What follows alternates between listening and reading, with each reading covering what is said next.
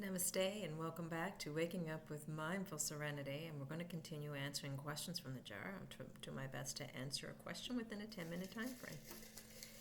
And I will pull out a question. Oops, here's one that wants to come out, I guess. Okay, I'm going to take a deep breath,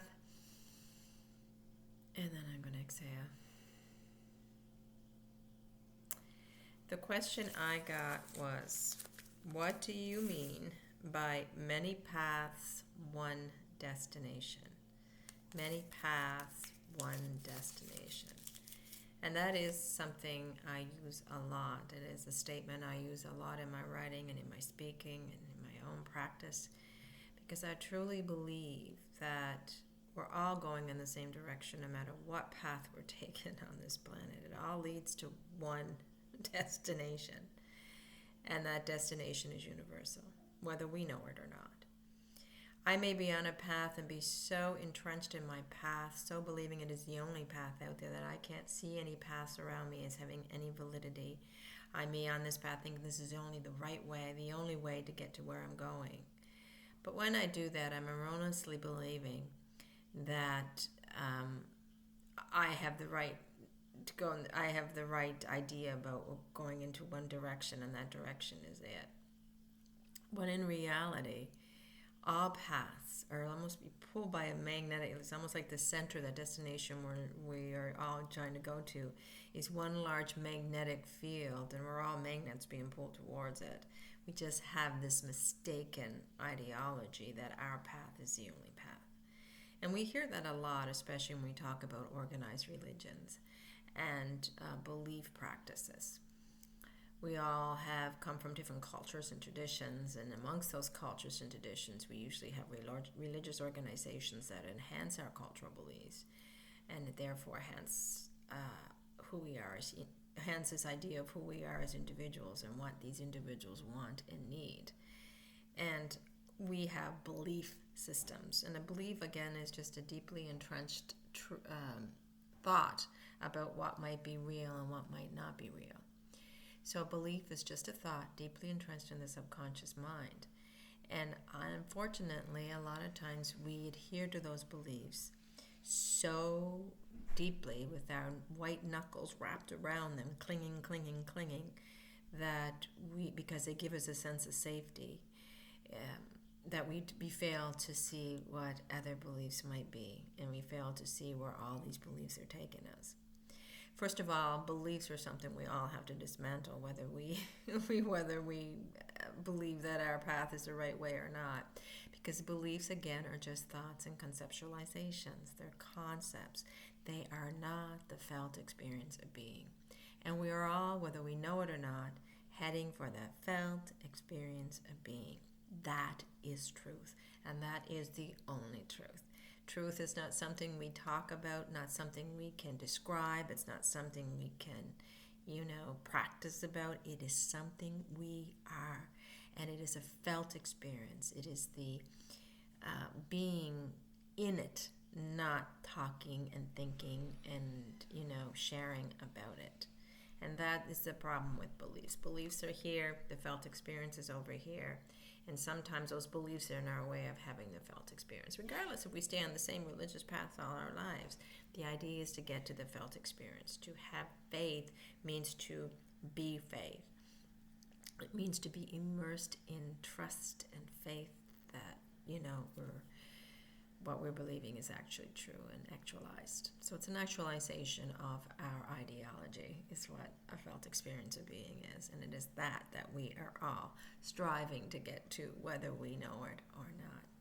But if we're clinging to our beliefs, then we may, because they give us a false sense of safety and security, we may be so entrenched in the belief and the concepts in that belief that we see them as the truth rather than them as being pointers to the truth. So we may never actually have that felt experience of being, the actualization of truth, because we're so stuck on the concepts or in the beliefs that point to something greater and bigger. Beliefs are of the mind, and the felt this experience of the entire being, right? So our minds, of course, are divided into the universal mind, some would say, and the personal mind and the intellectual mind. But the personal mind is so egoic and so needy. It just wants safety and security, and it wants to survive. So it's using whatever it can to give us this idea of surviving. So the paths we choose when we are egoic are going to be a lot different than the paths we choose. They're going to seem a lot different than the paths we choose when we have, transcended fear for love and we have reached that state of enlightenment or awakening. But really, the path we're on egoically is still taking us to the same destination, the path we are on when we have transcended and become a little bit more evolved. It's just that we're a little bit further back here in the egoic path than we are up here in the awakened path. But they're all taking us to that felt experience of being, to the truth, to the one self with a capital S that exists within us all. And the idea of getting somewhere and going somewhere and being on a path that leads us from here to here, again, it's just conceptualization, right? Because there really is no going anywhere. There is simply just a remembering and recognizing that we are already here. It's just for most of us, we have this linear time-space kind of concepts going on in our head where we feel like we need to get somewhere from one spot to the other, and that is where the paths come in, and that's where the idea of destination comes in. But destination, destined to be who you are. There is no other choice. You are who you are. You are the self. You're already where you're meant to be. And it doesn't matter what path you're taking, all you're probably doing is going around it, taking paths that circle around it. And eventually we realize that, we don't have to actually move, that we'll get there a lot quicker in stillness and non-moving, because we will fall back into who we were and always were and who we are now. And that's hard for our conceptual minds to understand, because we give doing mentality, this space-time continuum, this linear looking in chronological order of things. Okay, I was here now, and then it was there the next day, and the next day I was over here, and 10 years from then I was over here, and so we kind of have to plot it on a linear graph, and that's where these paths come in. That's where these growth potentials come in terms of paths, what path we're taking. So I may use one particular religion to get me to this thing. I may not be clear what my destination is when I begin, and that happens a lot when we're on the egoic path.